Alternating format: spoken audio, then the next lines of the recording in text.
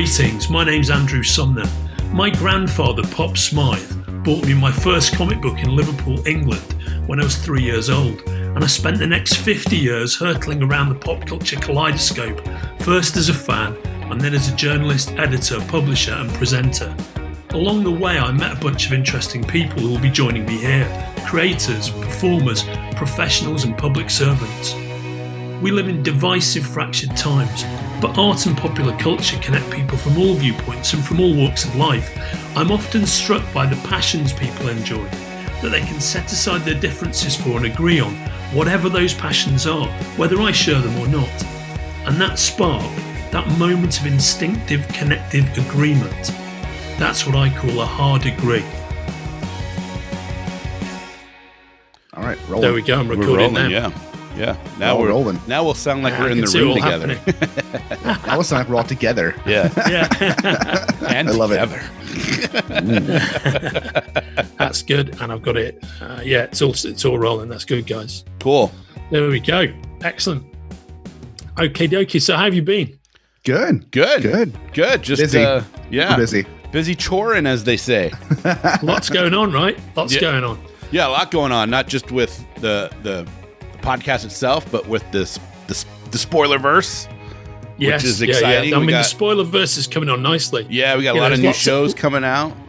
Lots of exciting things happening on the Spoilerverse. Yeah, we just signed up the Gunslinger narrative, which is going to be a lot of fun. Fantastic. Narrative Gunslingers. Right. I love it. So what's that going to involve, guys? So that takes two writers, friends of ours, Greg Smith and Travis Webb. Greg writes a book for Oni Press called Gina Raves the Apocalypse. And then Travis has been a ghostwriter in the industry for 20 years, and he's starting to get into comics too. They are doing a podcast series where they bring on a guest and they take a story, not necessarily a comic book, but a story, a movie, a book, some kind of a story that they love that inspired them to start creating. And then they narratively break it down, like in hard detail, like of the story beats and stuff, and kind of break it down, kind of like. What they say is they kind of like try and take it to where they destroyed a little bit, but they're basically trying to get to the deep dive of what that story is about and how that story got there. Yeah. It's pretty cool. I was on an episode of it doing Douglas Adams, Hitchhiker's Guide to the Galaxy, which was pretty fun. Oh, how cool. That sounds fantastic. Yeah, it was cool. And you've clearly been locking down a bunch of really fascinating interviews for the coming months, right, as well? Oh, I know you have been, because before we were talking about this, that's one of the things we were discussing. I mean, that sounds great. You've got some really great stuff coming down the wire. Yeah, we just released Mark Rolston, who was, of course, in the Shawshank Redemption. He played. I know him well. Yeah, he played Boggs in Aliens. He's great at playing unpleasant characters. That guy, he's got a real knack for it. Yeah, and he is a very blunt man. There is no rhyme or reason there's lots of rhymes and reasons to his character and the way he presents himself, but he's very blunt. That's just the best way to put it. I liked him a lot. He was a fun guy to talk to. Oh yeah, we had fun. Yeah, and then of course we just got done doing John Wesley Shipp. By the time this airs, everybody that podcast will be out and everybody can check out the interview. I can't wait to hear that. That sounds fantastic. He was as amazing. We were just discussing, I'm a big fan of John Wesley Shipp. I think he's amazing. I love the original Flash, but I love everything else he does. He does a great arc in the first season of NYPD Blue. Yeah, he does. Where he's basically, he is basically the lead character's nemesis. Yeah. Yeah. He's another guy that does a really good bad guy. Yeah. Oh, yeah, because he's basically a sort of muscular, unsympathetic jock policeman. And in NYPD Blue, he plays a guy that Caruso. He's always like boasting around Caruso's character. And saying like you should get yourself in the gym and you need to look after yourself. Blah blah blah. And of course, when they do end up having a fight, Caruso takes him to the fucking cleaners, of course, because he's the lead of the show. I mean, that in reality, it's happening the other way around. I know. I love David Caruso. He's clearly a massive egomaniac, and just for that super edit of all the putting the sunglasses on scenes from CSI Miami. Oh. That is 10 minutes of your life well worth spent. You've just go look that up on YouTube. Have you ever seen that super edit? Yeah. Oh, it's so good. It's so funny. It's just the best thing imaginable. When he does his little one-liners, then puts the point on it by putting his specs on, and then it rolls straight into the Who going, it's just fantastic. Well, he wasn't on that show. To not be alive anymore. On Go Glasses, and there's that super edit, which is like 50 of them, one after the other. Just superb. I love it. That's hilarious. That's why I love the internet. To go back to Shipp, right? In his first appearance as that character in season 1 of NYPD Blue, he has a line of dialogue which is brilliant, which clearly the bots co-wrote in on purpose. Where he walks into this police station, he's clearly been stationed there before at the precinct. And somebody goes, whatever his character's name is, where have you been? And he goes, oh man, I'm back here working. Ever since my Flash money dried up, I've got to come back in and get back on the job. You know what I mean? And it's a complete reference to literally the Flash had just been cancelled. I just thought it was really clever. Yeah. So if you go and look that up I'm remembering that from the one and only time I saw that episode when it's first aired. Yeah. But I assure you that line is in it. And if you pull out the DVD or watch it on streaming, it's there. But he was great. Now I love him. So I can't wait to hear that interview. He's got that $1 million smile. Oh yeah, he's got a very distinct voice. And he's just super, super nice. And he just sounds.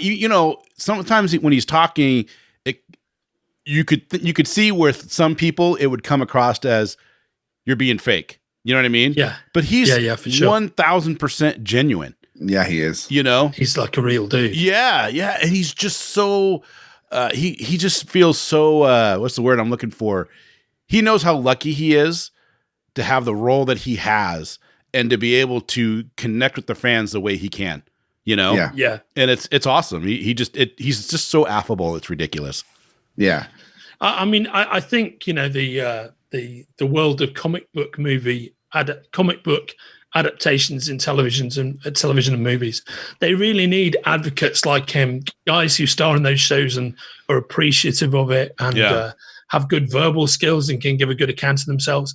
Somebody I think is very much in the same kind of category as Shipp in terms of being a human being. Yeah, is Brandon Routh, who who plays Ray Palmer, the Atom. We want to get him on Superman. So bad.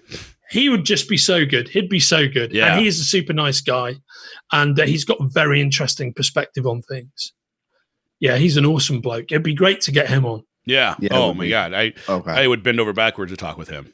So he would give a great account of himself. Yeah. So, guys, where do you want to start talking about today? Well, you had talked about wanting to talk about Batman 66, and I think that's a good thing to talk about. So have I ever told you my Adam West story? Have we talked about this before? No, I don't think so. Do you know I don't think so.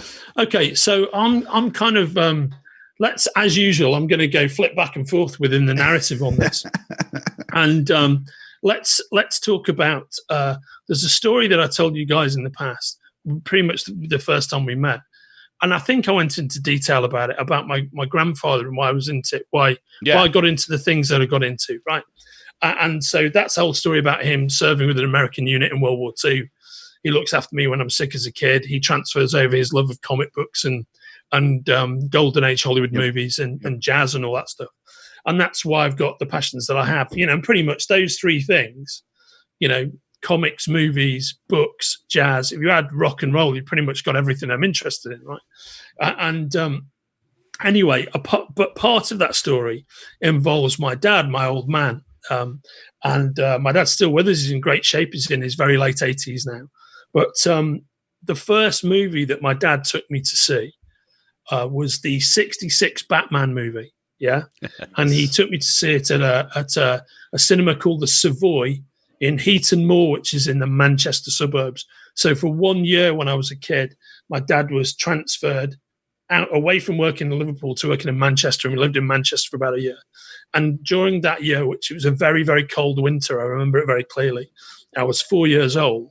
It was very snowy. He takes me to the Savoy Cinema in Heaton Moor to see Batman 66 because I'm, by this point, by the age of 4, I'm such a big comics fan because introduced to comics comics when I was about 3, and I've just absolutely gone gung ho about like reading comic books. So my dad takes me to see it, and he has got no interest in the subject matter whatsoever. Because my dad's a great bloke, but he shares my interest in film, right? And he shares my interest in certain types of music. But he more than anything, what my dad is, he's very well read, but he's a massive sports fan, huge sports fan in all its forms. Yeah, he's a big fan of all UK sports, particularly rugby, football, and cricket. And he's a big fan of baseball and American football. Oh, nice. To the point that about 15 years ago, myself and my brother took him to New York, and we took him to see the Yankees. Oh, wow. Nice. Yankee Stadium, and he just had a brilliant time. And then we went to see one of our favorite jazz pianists and singers is a lady called Blossom Dearie, who's somebody that I want to talk about in the future. Great jazz legend with a very unique voice. And we literally saw one of her last 2 or 3 gigs in New York before she retired. Oh, wow. Like Nice. the year before she passed away. So that was kind of an amazing event. But anyway, that's really where my dad's at. But because I'm his son and he loves me, he takes me to see Batman 66, and that imprints on me hard, because what happened in the UK was they released the 66 Technicolor Batman movie before they started screening the TV show. Right? Oh, wow. So basically the 66 Batman show was launched in the US and was a massive hit in season 1. And in between season 1 and season 2, they shot the movie and then released it, right? And then there was season 2, then there was season 3, and season 3 adds Batgirl. But in the UK, what they did was they released the movie first and then released the TV show. Yeah. So the first time I see the Adam West Batman, it's with my dad, and it's a seismic moment in my life that is echoed throughout the rest of my life, echoed throughout eternity, as they say. My huge high-level Batman fandom is kind of encoded in that moment. And we've talked in the past about, I came from an era where by the early 70s, the 66 Batman approach was discredited, and a lot of hardcore comics and Batman fans hated the fact that to the greater world at large, Batman had become this kind of pantomime, zap, bam, pow kind of character. And it was like, to the world at large, Batman was Adam West. But in the fan community, they'd completely delved into the whole Neil Adams, Denny O'Neil, dark, the Batman kind of deal. Yeah. And it would take like 30 years of fan lamenting and moaning before that became the public perception of Batman as well, with the Tim Burton movie. And now, of course, now that it's so many years on, now we've bounced back, which is also something we've talked about. Now it's bounced back the other way. So now everybody is secure in the fact who's a Batman super fan that the Batman, the way comic book fans see him, is the way he's portrayed in movies and films. Right. So now everybody's free to go back and embrace the brilliance of the Adam West series as yet another interpretation of Batman, rather than the thing that defines who Batman is, right? But I loved the Batman show because I saw it at the age where the camp in it wasn't obvious to me. I just enjoyed it for what it was. And then I recognized the camp in it as I got older. But I always had the view that it's like seeing different adaptations of Sherlock Holmes. Even when this was an unpopular view among hardcore fans, I still always liked the Adam West Batman and loved it. And I loved it while also liking Frank Miller's The Dark Knight Returns. I was always able to like both of those things at once, pretty much like everybody does now. Yeah. But, I remember having conversations with the hardcore fanboys where I go, oh, no, I love the 66, Adam West Batman. And they'd look at me like I was insane. It's like, why? And it's like, it's a work of genius, which it is. Ultimately, this is a viewpoint that now everybody has. So, if you talk to a Kevin Smith or a Grant Morrison, they'd say exactly the same thing. And that's all good. But that's the TV show is how I came to love Batman pretty much in the first place. Or the comics that were being produced at the same time as the TV show, which while the TV show was on the air, they very much embraced that camp approach anyway. So if you read a Batman comic from 66 or 67, it's all holy this Batman, holy that Batman, bam, pow, all that kind of stuff. So basically, it's that show very much sits at the heart of my love of popular culture, and Star Trek, and the 1960s super spy shows like The Man from U.N.C.L.E. and I Spy and Mission Impossible, which we're all going to discuss one day as well. Right. All those things are really ground zero for my, extreme, pop culture fandom and whatnot. Johnny, hey, Sumner. Yeah. We got a really special guest coming on in a couple of weeks. And Johnny, you want to give him a hint? See yeah, he'll figure it out. He wore green tights in the show. He wore green tights in Batman. I was going to say it's going to be Frank Gorshin, but it can't be him because he's dead. Nope. Burt Ward, man. Burt Ward is coming. Oh man, yeah. I got to try and get involved with that, mate. Yeah, I got a feeling that Sumner needs to be on that show. I need to be on that, mate. Seriously, I need. And even though I haven't even got to it yet, the whole thing you'll understand why in a second. Right?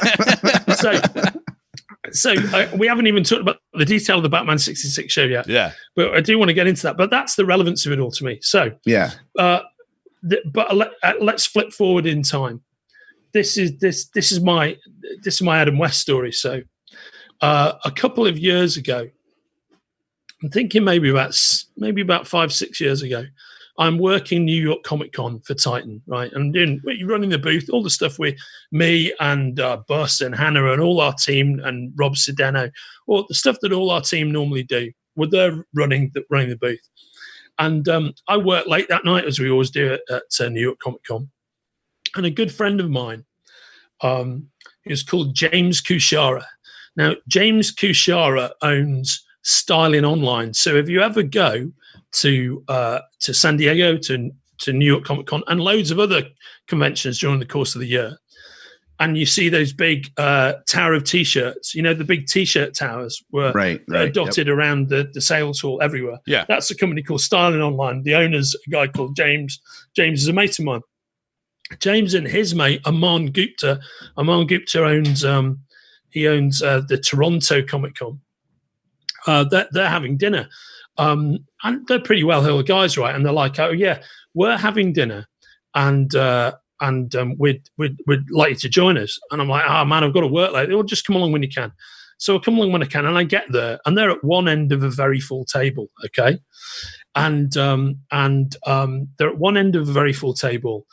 I'm at the other end, and I have to walk in because I'm walking in late, right? I walk in late to this event, and you have that feeling with, oh, my pals are there, but they're at one end of the table and there's no spaces. Yeah. So I've got to go right down to the other end of the table, and I've got to go and sit with people who just don't know, right? Yeah. Right. Oh yeah. So I sit down and I'm sat next to this very sharply dressed guy who's very polite. Oh, hello, what's your name? My name's Barry, nice to meet you. And then I sit opposite a couple who I immediately figure out two things about this couple. It's a very nice man and a very nice woman. They're clearly married to each other. What I figure out is they're professional actors, yeah. And then after about 2 minutes, my kind of movie journalist brain kind of kicks in, and I realize, that they're clearly actors, but also the guy, the husband out of the couple, is Peter Scolari. Now, Peter Scolari. Now, I know who Peter Scolari is. right. He was in Bosom Buddies. Bosom Buddies, yeah, with Tom Hanks, old mate of Tom Hanks.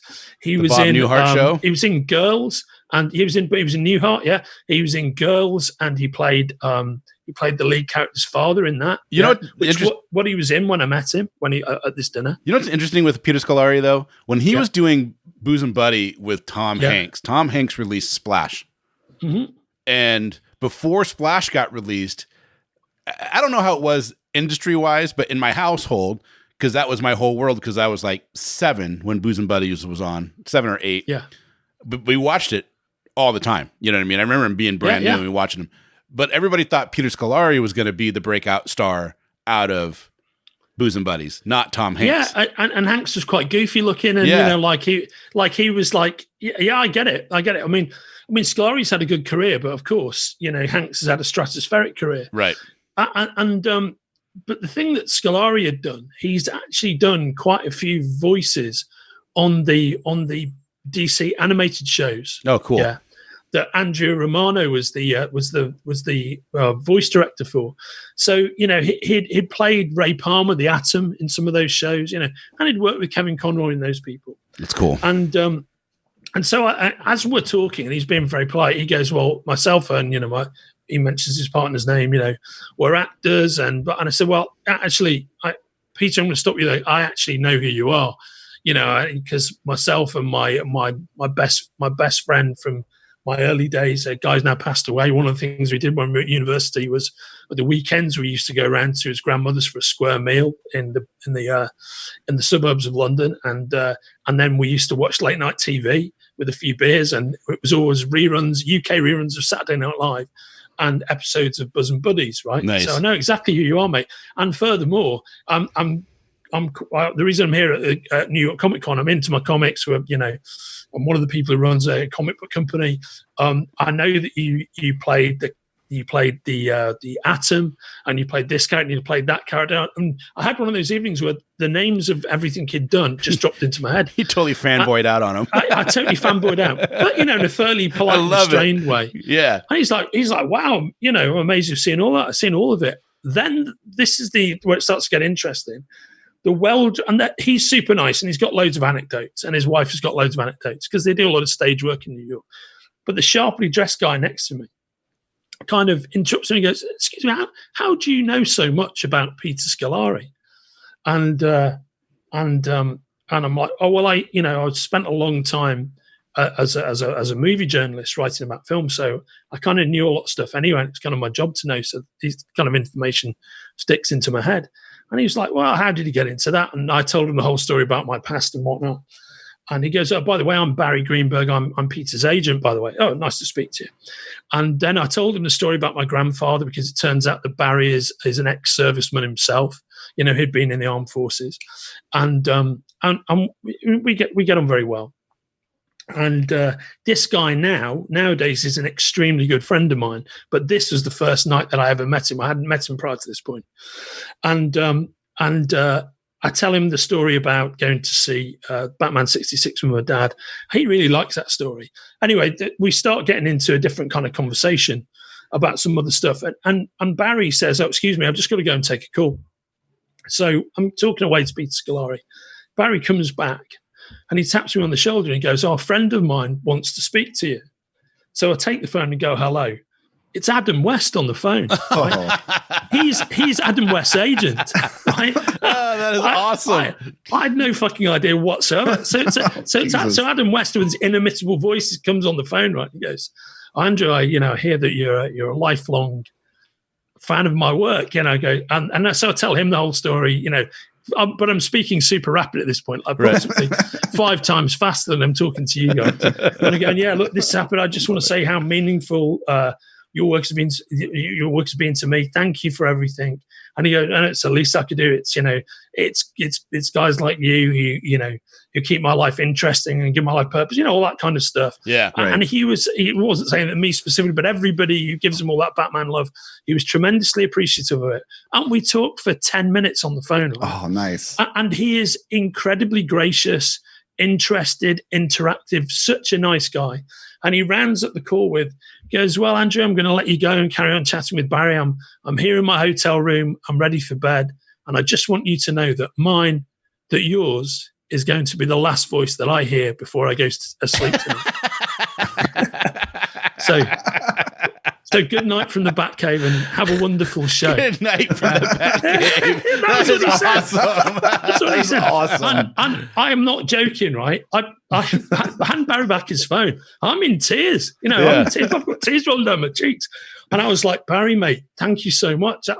That was just amazing." He goes, "When I heard you," and he goes, "When I heard you talking about how much you love Adam," which I do. Yeah. Sort of, God rest his soul, I absolutely love Adam West. He's amazing. He said, I knew I had to get him on the phone for you.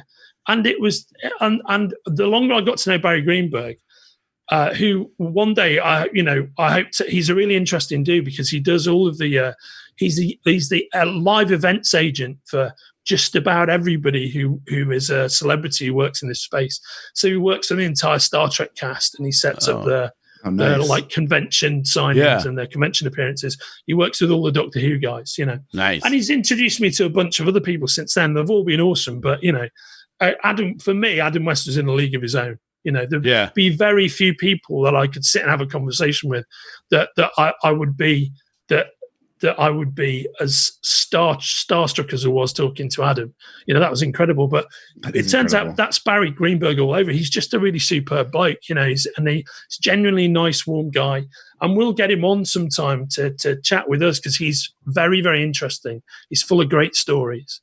And obviously there's a load of stories he can't tell, on a publicly broadcast show. There's a lot of stories. He's got a lot of stories that go either way, and he's such a good dude. And that's how we first met. So that's my Adam West experience. That's awesome. And just to flip back to talking about Batman 66, I think what they did was such a very, very clever thing for the time, because you have a period of time in human history where what was then the very basic, simple formula of the comic book was still in the 1960s on the cusp of the summer of love, and in a society that was becoming increasingly sophisticated, it seemed to be very simplistic and childish, right? So you can make George Reeves' Adventures of Superman with a straight face in the 1950s, but you can't make the Adventures of Superman in 1966.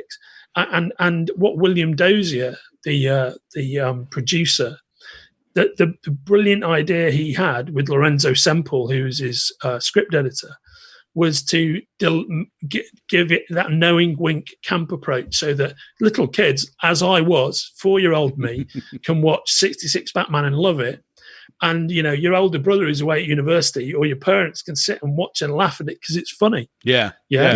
And that duality the show has, it's just brilliantly done. It walks that tightrope very, very carefully. And there are so many great performances in it, I think. And if we didn't have that show, we wouldn't have Batgirl, Oh, 100%, yeah. Yeah, because Batgirl was created by Carmine Infantino. They said they wanted a girl character for the show. And Bob Kane and them had done a Batgirl in the 50s, but it was garbage. Correct. But so they made Barbara Gordon. It's Betty Kane, like Kathy Kane's exactly. niece. Betty Kane. Yeah. But so they made Batgirl for the show. I mean, she appeared in the comic books almost a full year before she was on the show because of shooting. But we wouldn't have probably one of the best DC characters out there if it wasn't for that show. Absolutely, they are all to like 66 Batman, and it's so supremely well cast. Something that's quite easy to see these days is ultimately the casting of Batman was down to a choice between Adam West and Lyle Waggoner, who played Steve Trevor in the 70s Wonder Woman show. Oh. Yeah. There's actually you can watch you can watch his screen test. Yep. I watched that last week. He's a pretty good choice because he's a massively tall guy, Lyle Waggoner, good looking bloke, and he's got that light comedic ability, right? Yeah. But not as good an actor, it has to be said, as West was. West was definitely, if you watched Lyle Waggoner do his version of Batman, it's really quite pleasing to watch. It's a decent performance, but he doesn't have that arch knowing Adam West quality where Adam, is in on the gag from the get-go, and you can see that he is. Yeah. You know what I mean? I remember there's all manner of examples, but it's sequences like this. There's a Riddler episode where Batman and Robin get to a bank vault, and there's a great big hole in the side of the bank vault, and there's no banknotes left, and they've just missed the Riddler. And as they're getting out of the Batmobile, Adam West looks at the bank vault and the hole in the wall, and turns around to the Burt Ward Robin and goes, "Robin, I think there's been a robbery." Yeah, and that's the delivery of that show time and time again. And I think the brilliance is they got the casting just right for the cool leads. So Batman and Robin are great. Yep. Neil Hamilton, who plays Commissioner Gordon, is fantastic. And Neil Hamilton used to be a silent movie star. He was a big Hollywood star in the 20s. Oh, I didn't know that. Big silent leading man. And apparently the deal with Neil Hamilton was, because if you think about this, his performance as Commissioner Gordon, he treats it deadly seriously the whole time. And according to Adam West, apparently Neil Hamilton never really saw the gag in any of it. He just never got the camp elements of it. He just treated it, the whole thing, dead seriously. But he brings that incredible gravitas to Commissioner Gordon, which is beautiful. And then you have a Stafford rep doing his blarney Irishman Commissioner O'Hara, who's essentially there for comic relief. So they're all brilliantly cast. And by the way, I think Burt Ward's phenomenally cast as Robin. I mean, he literally looks exactly like Robin from the comic book page. Yeah. Stepped out of the pages of the book, for sure. Yeah, stepped out of the pages of the book. And then to have all those really high-level character actors performing the bad guys each week on a revolving basis. I mean, it's interesting because, the four main villains, obviously, that appear the most are the Joker, the Riddler, the Penguin, and Catwoman. Yep. And Burgess Meredith, man. And the Burgess Meredith is incredible, but in a way, it's like really the star villain is the Riddler. He's the villain in the first episode, and Frank Gorshin gives the Riddler that incredible manic energy, which in a way, he's the most unpredictable of those villains. In the TV show, much more predictable than the Joker is, who is more just like the standard. I think Cesar Romero is great as the Joker, but he's the standard kind of 50s clown version of the Joker, like the Dick Sprang artwork version of the Joker. Yep. He's not what the Joker actually really is, within the comics, whereas the Frank Gorshin Riddler is really quite menacing, and has this kind of dangerous energy to him. And I think they're all well cast. I think Burgess Meredith is phenomenal as the Penguin. He just is the Penguin, right? And I think it's cool that they had Catwoman. There was 3 actresses who played Catwoman, and all 3 of them were great in their own way. Yeah, Eartha Kitt was great.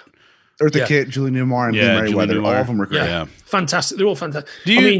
When you look at Batman, Burton's Batman, he kind of has hints, undertones of Batman 66 in it. Yeah. And then Schumacher kind of tips it over. Well, yeah, absolutely. That's exactly what happens, because throughout the two Tim Burton films, you're leaning more closely. But you're not there. You know what I mean? 66 Batman vibe, but they're just on the edge of it. Yeah. But Schumacher goes really embraces it with Batman Forever, which I think is part of that film is quite underrated. And I'll get to what that is in a second. I can't stand the Schumacher films. Then he turns the dial up to 11 with Batman and Robin, which I've only ever been able to watch once and was so bitterly disappointed by. Oh my God! Because at the time I thought, fuck, they've cast Clooney, an actor I love. For the first time, they've cast somebody who actually looks like Bruce Wayne. Yeah. This is going to be amazing. And in fact, watching Batman and Robin is like watching somebody piss all over something you love. Do you know what I mean? Yeah. After having had 7 pints of beer. Yeah. So the piss just goes on and on and on and on. And it gets saturated into all the cracks and all the fibers and the fabrics of it. Yep. It's just like, I literally can't watch this. Yeah. And they even took the brilliant origin of Mr. Freeze that Paul Dini had created for the animated show. And Freeze had never had an origin prior to that, and it's amazing. They even took that and used it in the film. Yeah. When I read that, so that's great. They're being really smart about it and taking all this great stuff that's just been created. No, it's actually fucking awful. Yeah. It's actually unwatchable. Arnold Schwarzenegger's terrible in that film. The thing that drives me nuts about it is Schumacher is such a great director. He's such his dramatic stuff. Have you ever seen Phone Booth? Yeah, Phone Booth is great. Yeah, oh my God. His dramatic stuff is incredible. And then to watch that, it was just like. But he's even come out and apologized for those movies. Well, what's interesting about that movie? I mean, that movie holds a special spot for me because the movie came out at a time when I was in high school, and my buddy and I were just roaming around Silverdale, and we'd go see movies all the time. So we saw that movie 6 times in the theater because there was nothing else to do. So I watched it a bunch, but talking about Arnold Schwarzenegger as Mr. Freeze, he's probably the best villain though, because he's better than Bane and Poison Ivy, who are over the top terrible in that movie. So terrible, yeah. Was Bane in that movie? Bane, yeah, he is, yeah. Oh. Yeah. He's basically Poison Ivy's little servant. Henchman, basically. And I mean, she's an amazing actress, I think, Uma Thurman. She's got an incredible presence. And she's essentially, but it's like all of them. You've got a bunch of very talented people who are being directed to do asinine things. Yeah. And it's just unpleasant to watch them.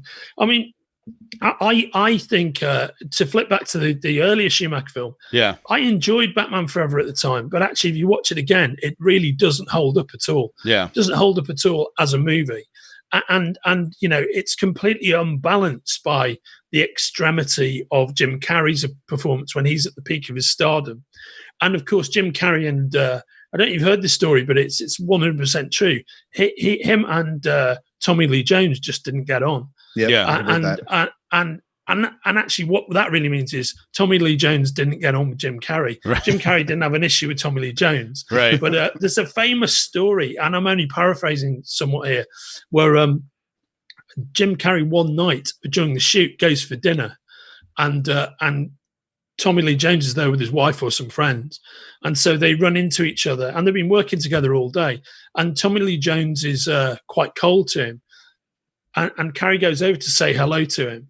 And the only thing Tommy Lee Jones kind of says to him is, I just want you to know, in that full menacing Tommy Lee Jones voice, that I cannot endorse your buffoonery.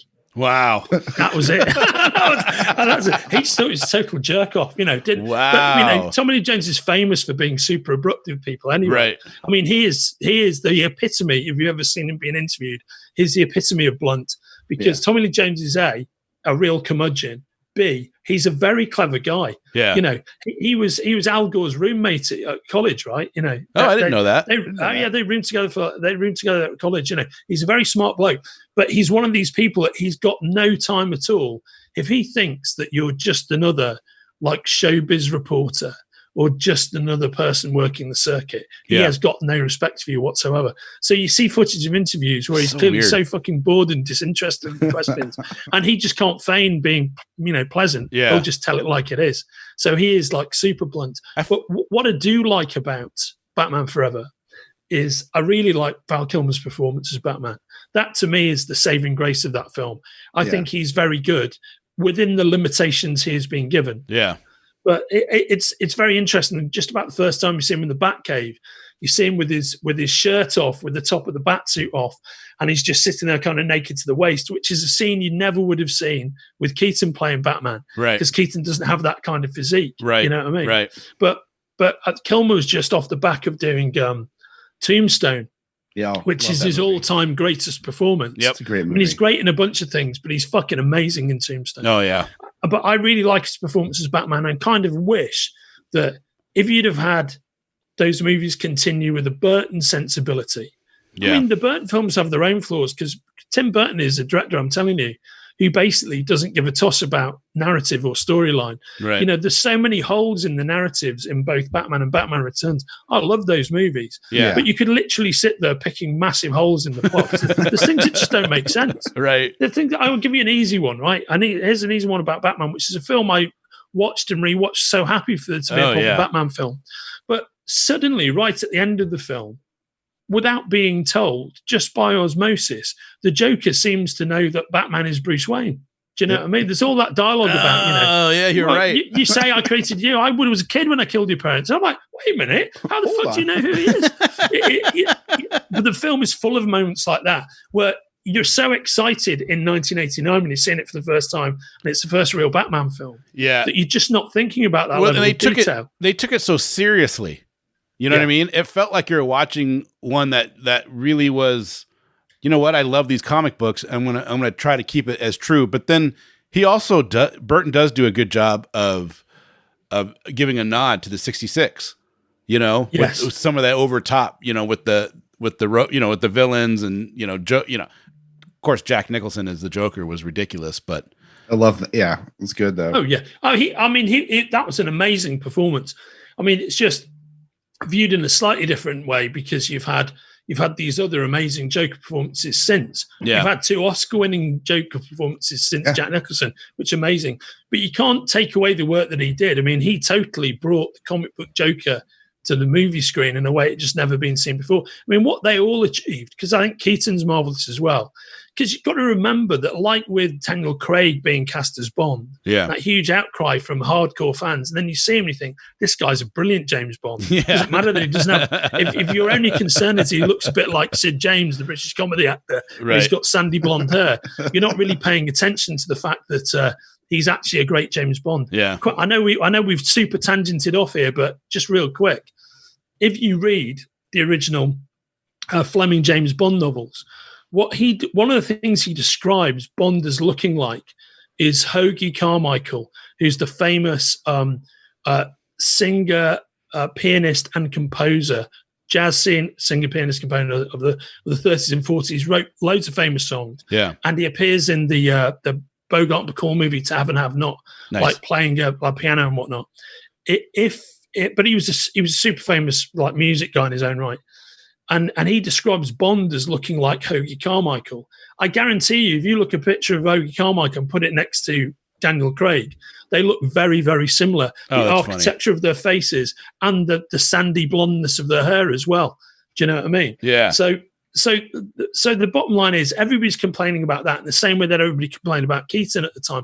There was a huge outcry when Keaton got cast. Oh, I can see it. Originally, when people heard that Keaton had been cast, it was before they heard Nicholson had been cast. Everybody assumed that he was playing the Joker because he'd come off all of those comedy films like Mr. Mom and Night Shift and stuff. Yeah. When people found out he was playing Batman, it was like, what? But there was a film. Yeah, it's gung ho, yeah. But there was a film he made almost immediately. I think the film he made almost immediately prior to Batman was called Clean and Sober, where he plays a guy who slips into drug addiction. And that's when you realize, oh, this guy's got real chops. He's a real actor. He's not he's been nailed into these light comedian roles, but actually he's got real depth as a performer. I love And the Keaton. thing is now, everyone loves him as Batman. Everyone loves him as Batman. All that outcry's gone. They want him to do 30 years ago. No one remembers. Yeah, the big push is that people want him to do The Dark Knight Returns. Yes. Or do Batman Beyond with him as old Bruce. Or Batman Beyond, yep. That would be both of those things would be great. I mean, I still think that Kevin Conroy could do a great older Batman. Yes, I mean, I think they kind of wasted his opportunity when he appeared in the Arrowverse shows. They did. Because they made him an evil version of Bruce Wayne. It's like, oh, come on, guys. I loved seeing him there, but I hated that. I would have rather have him just be unable to physically do what they're asking him to do, and then to pass the mantle on to Batwoman. That would have been great. I don't understand why you did this whole thing of making him evil. It just ruined what Batman is. Didn't like it. It doesn't matter what Earth Batman's on. Batman is Batman. Correct. Correct. Yeah. Just because you're on, Earth evil Batman or whatever. Yeah. That doesn't seem to make sense to me. It didn't because at all. There are many things that I loved. One of the things you covered off in your interview with Robert Woolwich is, you actually see the Tim Burton Batman universe, and you see Alexander Knox, which I thought was great. Yeah. And by the way, Robert Wool looks barely no different in that cameo than he does in the Batman movie, which is kind of amazing. and then you get Burt Ward. Then you get Burt, who you'll be speaking to soon, who will be speaking to you soon. Yeah. You get Burt Ward in his cameo, which I really loved, which I thought was awesome. It was great. We should reach out to Keaton next. Yeah, he could keep Keaton would be great. Keaton would be so good. Yeah. Yeah, he's a real smart guy, Michael Keaton, as well. Very interesting. He's got a great Instagram feed, which I would recommend anybody checking out. Nice. It's quite politicized, but in a very interesting way. He always has smart, interesting observations. Yeah, it's always I think the political ones are always more interesting, anyways, because even if I don't agree with somebody's politics, I'd much rather talk to somebody who's outspoken and willing to give an honest opinion. Honest about what they thought. Yeah. Yeah. So true, man. Yeah. Absolutely right. Couldn't agree more. Because when you talk to somebody, sometimes their opinion from the outside, you might be like, oh, how do you even think that way? And then they explain it, and you're like, wow, maybe I'm thinking about this the wrong way. Yeah. Oh, I understand now. Yeah, you're not given a chance. I don't want to talk in a vacuum. No, so true, guys. Hey, I'm conscious of the fact that there's at least one more thing I want to say about 66 Batman. Yeah. We just got onto the Catwoman thing. And you're right, Julie Newmar in the first season is just unbelievably good. And she brings that whole kind of sexy quality of a voice vibe to it. She's amazing. And then you have Lee Meriwether in the movie, who's the first one I actually saw. Yeah. Who, again, it brings that, she almost, is doing a very similar performance to Julie Newmar, but she looks great, but she's got more meat to work with because she also plays Miss Kitka, the Russian the Russian reporter who is Catwoman's alter ego, who Adam West Bruce Wayne falls in love with, right? So those scenes are all good. And then you get Eartha Kitt, who's got this immensely feline quality anyway in the third season, right? She was great.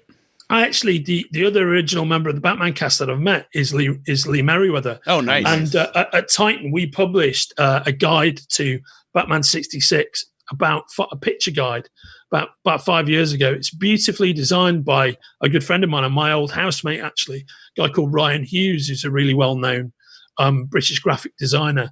I've talked about him before. He's the guy who he designs all of the logos for Marvel and DC. Most of the comic book logos that you see are designed by Ryan. That's so cool. And he's famous for designing typefaces as well. Yeah. But he designed this beautiful Batman book. Okay, so we got this Batman book, and I'm working at the booth at San Diego, and I look up on this statuesque and beautiful older lady, white-haired older lady is in front of me, but she's very good looking, very extremely well dressed, very, very poised. And she's like, hello. And I immediately get incredibly flustered, right? Because it's Lee Meriwether. Yeah. And I probably, in one of the few times I can ever remember, I was totally lost for words because I was in the middle of saying, yeah, look, can you get these out of the box? And I think you want to make the pricing on those X amount.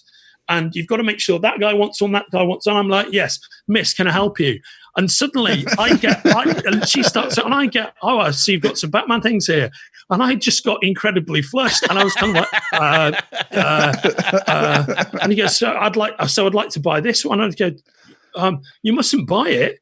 I'll get one for you. Yeah. And he said, and then I managed to stand up. Could it just say, that the 66 Batman movie was the first movie I ever saw. Thank you so much. You know, and she was like, it's okay. And I was so flustered. So I gave her the books, and she's just about to walk off, and I'm like, Jesus Christ, I haven't asked for a photo. So I completely break all sense of being calm, professional and measured, and I like vault over the booth. I'm like, Miss Meriwether, please, would you mind if we took a photo? And she was like, darling, I thought you'd never ask. You know? and she was just so wonderful. She was lovely.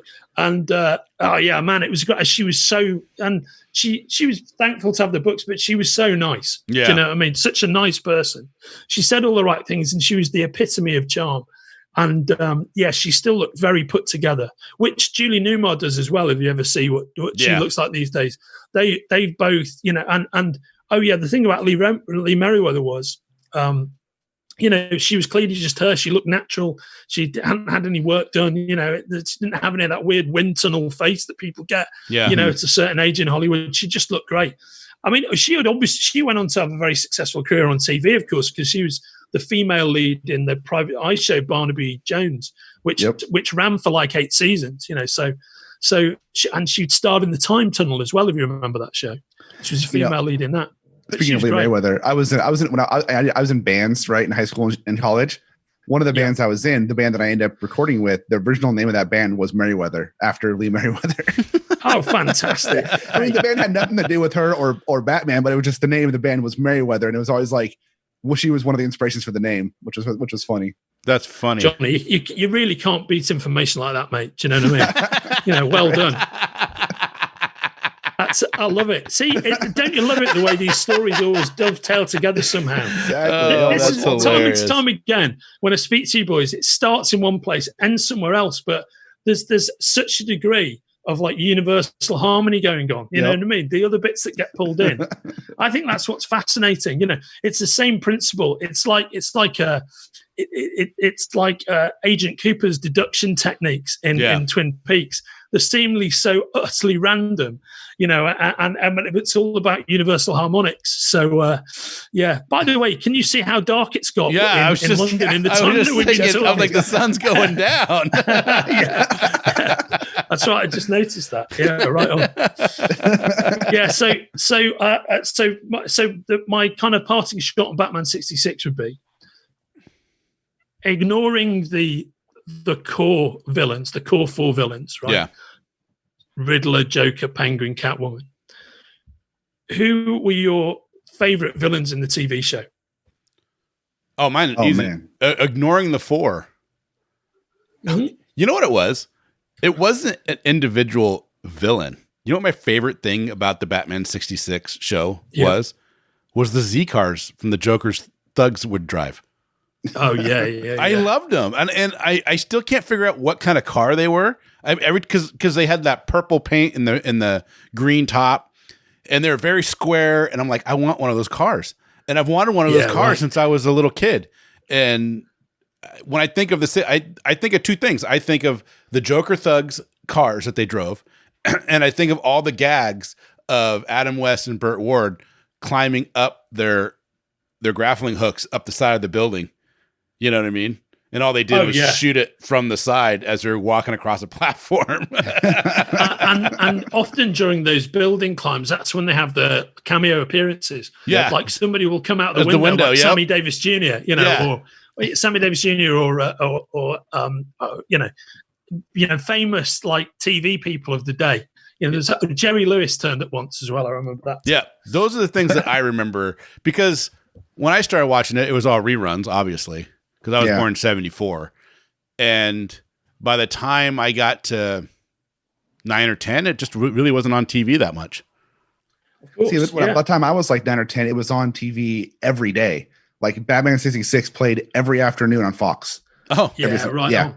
And every Saturday they played like 3 episodes. So I watched it. It was part of my afternoon after school, routine every day. And to answer your question about not counting the main 4 villains, for me, the ones that always stood out was Vincent Price as Egghead. Yes, very good. Oh, that's a good one. Or King Tut. Those two always stood out to me. Yeah, that's right. Yeah, Victor Buono's King Tut. Yeah, Victor Bueno. Yep. Yeah. But Vincent Price's Egghead, I always thought was just so beautifully done and just great. Yeah, Egghead was one of those villains. I mean, he was probably, I think, almost certainly you've picked the two that originated in the TV show rather than in the comics, that appeared the most out of all of the ones that were created for the TV show. Right. Both King Tut and Egghead had multiple appearances, and they were both good. I tell you who I quite liked was I liked Cliff Robertson as Shame, the evil cowboy. No. and the whole first episode that he's in is really, the whole thing is constructed around one joke, which is they have a kid who's befriended Shame, the evil cowboy. When Shame's leaving, at one point the kid's there standing in the street shouting, "Come back, Shame," which is a riff on the end of the movie Shane itself. So Shane's a super famous Western with Alan Ladd, where he's this like mysterious gunslinger. He befriends a family of farmers. And at the end of the film, Shane's like badly wounded, and he's riding, after having vanquished the bad guys. He's riding off into the distance because he knows he can't stay, because if he stays, he'll bring more bad guys to this family. And the little kid in the family is shouting, "Come back, Shane," as he rides off into the distance. And literally, Cliff Robertson's character is called Shame, just as a riff on the Shane character. That's hilarious. Just so they can have this kid go shouting, "Come back, Shame," at the end, which is pretty funny. How about Zsa Zsa Gabor as Minerva? Oh, wow. She's great. Really, really good. Really good. I mean, was she doing Green Acres then? Well, the or thing did it is, just finish? No, because it's not Zsa Zsa Gabor does Green Acres. It's her sister, Eva Gabor. Oh, there you go. Eva Gabor does. Well, I'm saying that now. I think that's right. I think it's Eva Gabor who was in Green Acres, because she had a sister who was very, very, almost certainly that's right, because it was her and. Do you remember the slap? Heard Round the World. Yes. Do you know what we're talking about, Johnny? Yeah. No. Like 1997, maybe even earlier, maybe 89, somewhere around that time frame, somewhere in that decade, 89 to 99, somewhere around there. Zsa Zsa Gabor got pulled over by a police officer in California. It was Eva Gabor on Green Acres, by the way. It was Eva Gabor? Yeah, okay. Yeah. But Zsa Zsa Gabor got pulled over. There was a dispute, like she didn't have, I don't think she had her license. I think, I don't think she had insurance. She might have been drunk, and she full on slaps the officer and gets arrested. And it was, dude, that was huge news, man. It was all over the place. I think I remember that. Yeah, I was a kid, but I think I remember hearing about that. They ended up calling the slap heard around the world because she was so over the top. She was. I love listening to her because she's so over the top with everything she did. It was hilarious. Oh yeah, she was, and her sister was a more restrained character. See, the interesting thing about Jar Jar as Minerva is, almost certainly, I think I'm remembering this correctly. I think she was the final villain in the final episode of Batman. I think her first appearance is in the last episode. Oh wow! And in that episode, because she runs kind of a spa or something that somehow gets the information out of people's heads, and two of the rich clients she has are William Dozier and Howie Horwitz, the two producers of Batman, and they're making a cameo in the final episode. And what's really, if you don't know this, what's really interesting actually about Dozier, who set the whole thing up, is he also does the narration. So you know that really unique narration that they have in Batman, which is it's another quiet day in Gotham City, but with an American accent, right? That guy, that voice is William Dozier, and originally he put down a guide vocal for the voice artist they were going to use, and when they were trying to get the narration right when they were making the pilot, in the end, the director was like, "Hey, do you know what, Bill? We should just use your vocal. Yours is much better than anybody else's. It's really on point. You just do the narration." And as a result of that, William Dozier ended up doing enough work to get into the Screen Actors Guild. And even though he was a fairly wealthy producer, he ended up with like full Screen Actors Guild like health benefits when he retired and whatnot. Because after Batman, he carried on doing voiceovers as well. He'd never done a single voiceover beforehand. But I really love. So finally on this, I guess I also really love Alan Napier as Alfred. I think he's a fantastic. Yeah, he was great. He's almost like more than anybody else has been. Really, he's kind of Alfred ripped out of the comic books. He doesn't look identical to him, but he really has a feeling of being the authentic Alfred. To me. Although I love Michael Caine in the Nolan films, I think he's fantastic. Me too. And in fact, the guy in the Burton films is great as well. Yeah, he's a really classic. He's a really classic old British Hammer actor. You know the interesting one? Burton films. Alfred and Commissioner Gordon were the only two characters to be in all four of those movies. Yes, so true. That's exactly right. Yeah. That's funny. Pat Hingle plays Commissioner Gordon.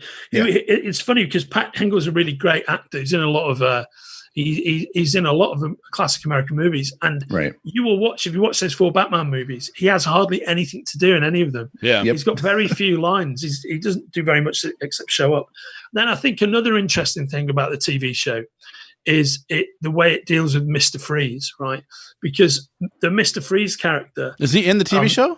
He's in the TV show, and what's fascinating about it is in the comic book he was called Mr. Zero. And the TV show decided to call him Mr. Freeze. And in the first episode, he's played by George Sanders. George Sanders is the guy who plays the voice of Shere Khan, the tiger in the Jungle Book. Yep. And he used to play the Saint and the Falcon in movie series in the 30s and 40s. He's a very well-spoken British actor. And he plays Mr. Freeze with a kind of Teutonic accent, but well dressed in lush business suits, apart from when he's using the freeze gun, then he has a kind of like spacesuit kind of deal on. Then what happens is he only appears as Mr. Freeze in one episode. When they bring Mr. Freeze back, they have him played by Otto Preminger, the movie director, who was a guy who had a very pronounced Eastern European accent. And when Otto Preminger plays Mr. Freeze, they give him a much more freakish appearance. That's when he has like a bald wig and white skin and like bushy red eyebrows and kind of reddish lips. George Sanders looks like George Sanders, whereas Otto Preminger is made up to look very freakish. And then there's another episode in season 2 where they bring Mr. Freeze back, and Otto Preminger couldn't do it. So Eli Wallach, the super well-known American character actor, the star of The Good, the Bad, and the Ugly, he comes back and he plays Mr. Freeze. But when he's looking at the show for research, he just looks at the Otto Preminger episode. So he goes, right, make me up like Otto, and I'll do his accent.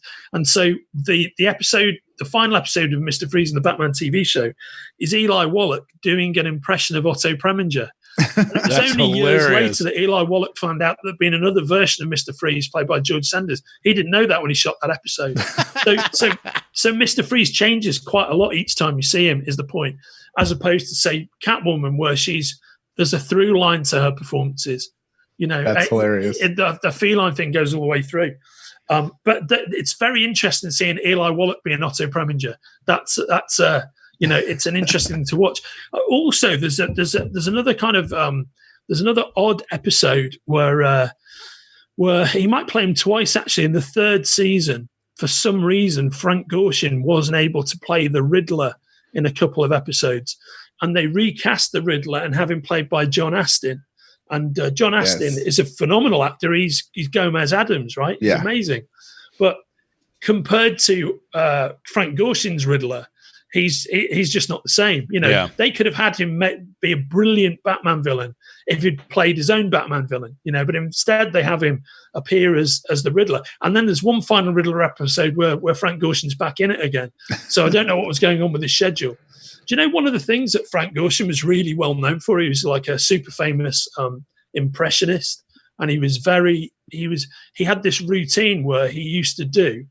He'd have two different cameras trained on him, and he'd do pitch perfect impression of Burt Lancaster and Kirk Douglas in Gunfight at the OK Corral.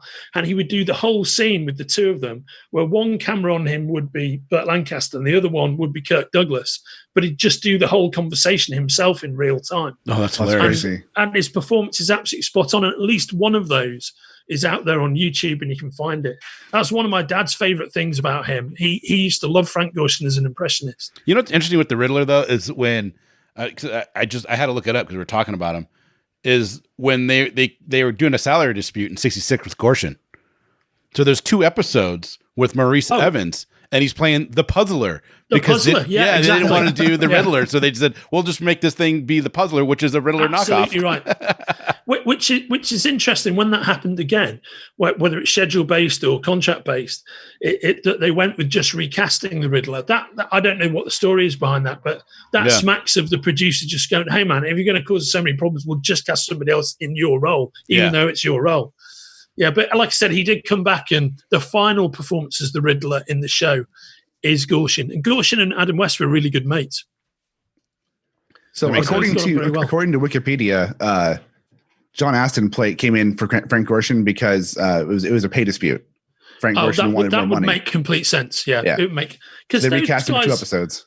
Those guys didn't really make a lot of money, for doing those guest star roles. When you look at what their salary was, it's a lot less than you'd think. I mean, a lot of them maximize their income by doing, appearances and all that kind of stuff.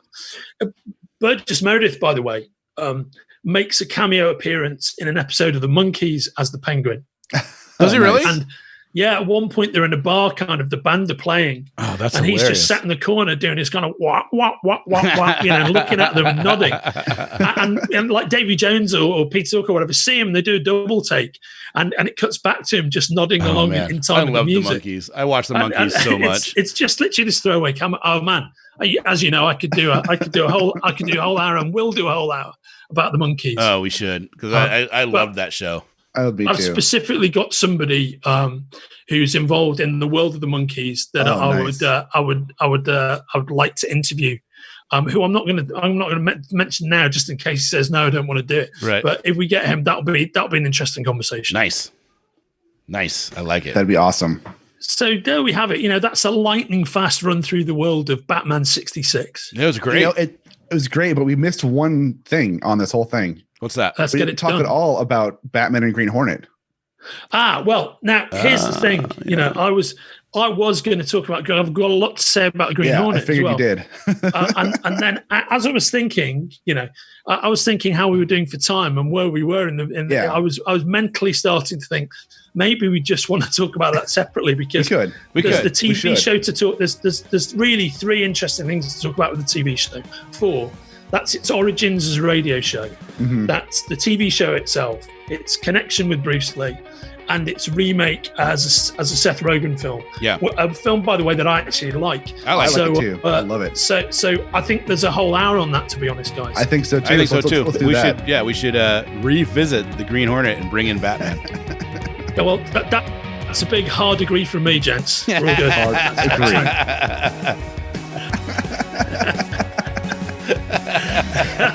Love it. You've been listening to Hard Agree. This episode was edited by John Horsley and Kenric Regan, and our theme music, Golden, was written and performed for this show by Liverpool's finest band, Denio. Hard Agree is a production of the Spoilerverse and myself, Andrew Sumner.